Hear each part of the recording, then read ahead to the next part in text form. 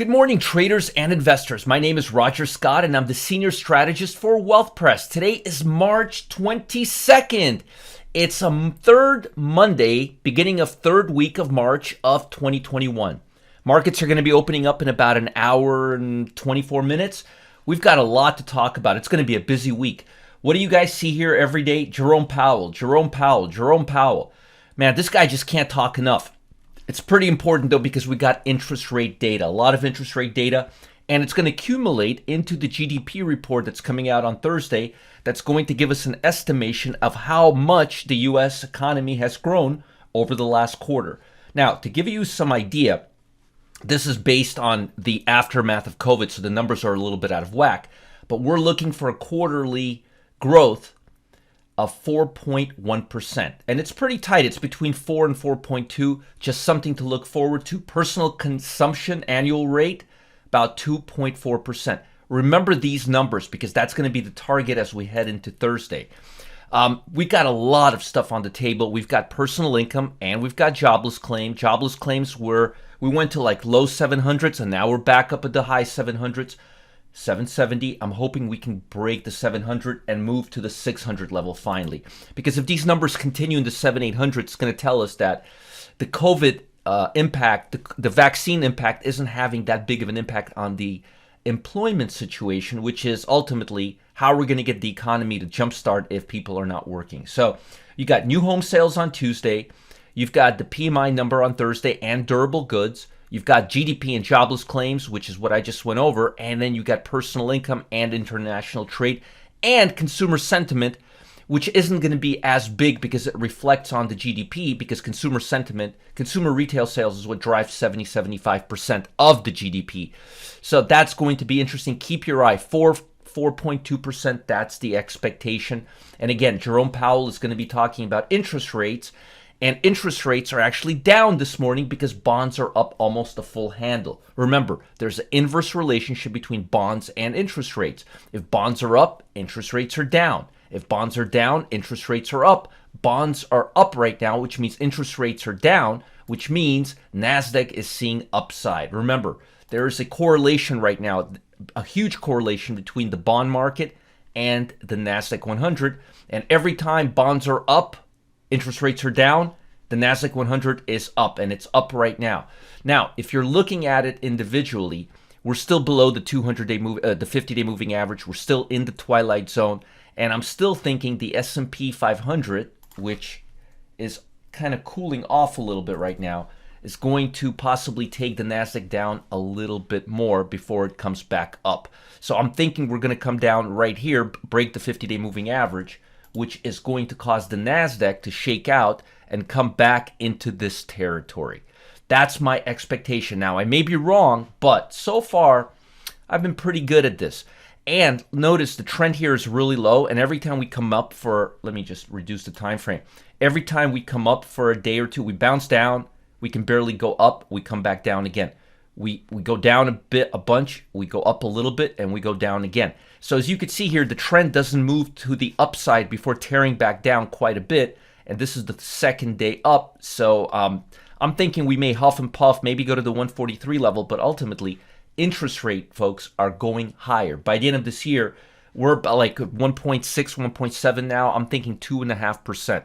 So I believe we're going to see some more downside in the NASDAQ because of this huge correlation between interest rates and the NASDAQ stocks till earnings come out. And if earnings are better than expected on the large cap techs, that will cause more upside or reestablishment of our thoughts on the NASDAQ versus the bond market. But right now, the bond market and the NASDAQ are locked in together. Now, let's talk about global economy before I get into specific stocks.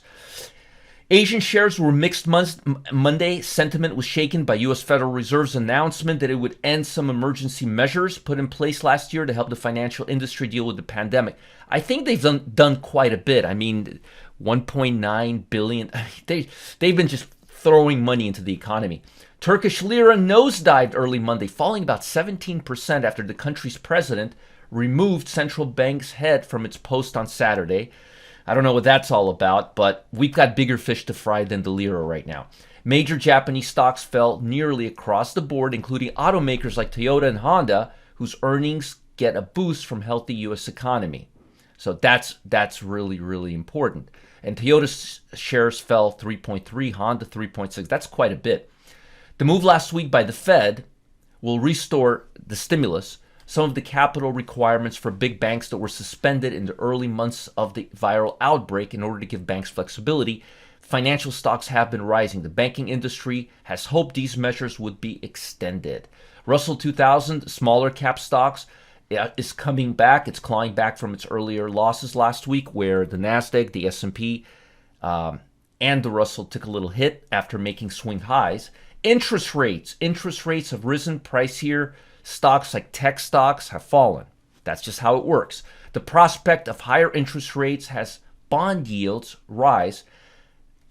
Higher interest rates, bond yields rise, has some investors concerned that the economy growth could slow. Remember, higher interest rates, less need to go to riskier stocks for yield when you can go to the bond market. But again, if the tech stocks can prove themselves after the earnings season, that'll change the game. It just depends on how much they're expected to yield at the end of the year versus the bond market. And right now, the bond market's expected to yield about 2.5% at the end of the year. So tech stocks have to prove that they can outperform that by a pretty good margin. It's usually by at least a handle, probably two, and we'll see if that's priced into the earnings at the end of the year. Now, there's also some concern that the rise in bond yield could be a harbinger of inflation, which is absolutely true because the long bond has been going up. Meanwhile, the short-term rates have been steady. So there is some harboring of inflation there.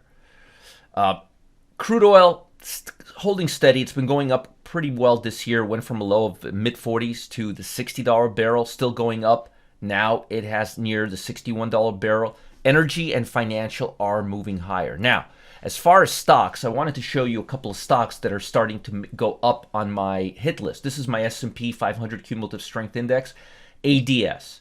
ADS, it's a financial stock. It's new on my list. So far, we've been seeing a lot of retail stocks like Coach, Nordstrom's, Under Armour, L Brands, Gap. But there's two stocks that are finally coming up to my radar that I'm liking, and that's Hartford Financial, HIG, right here. Three, actually. SVB Financial, SIVB ticker symbol. And the last one is IVS. Actually, there's four. Sorry, there's four. I wanted to give you these because two have been on my list. Like this one here, IVZ has been on my list, and SVB has been on my list. Hartford is new, and Alliance Data is new. But I like these four. So I get two are new, but I do like four. ADS I like. I like IVZ. I like SIVB, and I like HIG. I think one of these, I think Hartford had a big move on Friday, but the other ones are okay. So again, HIG, where is it? SIVB, IVZ, and most importantly, ADS. That's a new one on my list. ADS, new one. Let's take a look at it real quick. ADS. Oh yeah, look at that, moving higher. Nice smooth trend. Far from the 50-day moving average. I like it. I like it a lot. Now, I've got two stocks on my radar outside of the financial market. First one is Carpenter Financial. It's a 90-10. 90-day high, 10-day low, swinging back up. And if you look at what this company does, you will see it's in the rolling mill, steelworks, specialty. It's a Russell 2000 stocks, 158%, small cap, not related to technology. Leading manufacturer, distribution of alloy, stainless steel, titanium. Can you guys say industrial production, basic materials? Remember those industrial fittings, sporting goods, oil, gas, industrial, metals, specialty, Russell 2000, it's all there. It says technology, but it's not really a technology stock. So the name is a little misleading. But I do like the technicals. I'd be buying it right above the 43 level and putting a stop of the 50-day moving average and writing it, giving myself 2-time profit to risk ratio, 90-day high, 10-day low, swing back, Carpenter Technology. And lastly, Pick global metals and mining producers. And if you look at the profile, you will see that they've got index composing of global equities of companies primarily engaged in mining, extraction of metals, gold, silver. I like this index right now. I really, really do. And it's international, not giving up on gold and metals just yet, especially the miners. It made a swing high less than a month ago, and now it's making a 10-day low, and it's hitting the 50-day moving average, bouncing. I'd be buying it right at the 42 level and putting a stop right at the $40 level, riding it to about the $44, $45 level, right about here. And as you could see here over the long term, it's been trending really, really well since interest rates have been going higher. And remember, miners are still moving higher. So I like this one. It's PIC, ticker symbol PIC, and the first one was CRS, Carpenter Technologies. Now, folks, if you think that's good stuff, and I always give you guys a lot of value, and I mean, I give you guys a lot of value, but I've got something huge, important, timely. Have you heard of this brand new market loophole? It's giving everyday traders the opportunity to grab payouts, thousands of stocks every single week. In fact, Wall Street legend Chuck Hughes, he's already used this formula to signal winner after winner 96.3% of the time. Imagine winning 96.3% of the time. And he hasn't been doing this for 2 weeks, 96.3% of the time. 7 years, live, real money in his retirement account. 96.3%. That's even when he's wrong about the direction of the market, the direction that it's headed into. Imagine being right even if you're wrong in market direction 96.3% of the time. I guess that's why he's right 96.3% of the time, because he's right even if he's wrong on market direction. Folks, this could be the best trading strategy you'll ever encounter in your lifetime. I'm not kidding. 96.3% success rate. Don't have to be right on market direction. So if you haven't done so already, click on the link below. Get access to it now. Learn all about it. Make money even if you're wrong on market direction. And who's better to teach you than a 10-time heavyweight trading champion, Chuck Hughes? Make sure to like this video, folks. Subscribe to this channel if you're watching on YouTube. Stay ahead of the market by being the first to be notified when we post new videos. And again, Wall Street legend Chuck Hughes, he's already used this formula to signal 96.3% win rate. You've got to check it out for yourself. Follow the link below if you haven't done so already. The word about this strategy is hot. I mean, red hot. When I heard about it, I almost fell off my chair. IRA friendly, don't need a big account. Average winner 177%, 96.3% win rate. Make money in any market. You've got to get in on this. Follow the link below and have an amazing week ahead. Bye, guys.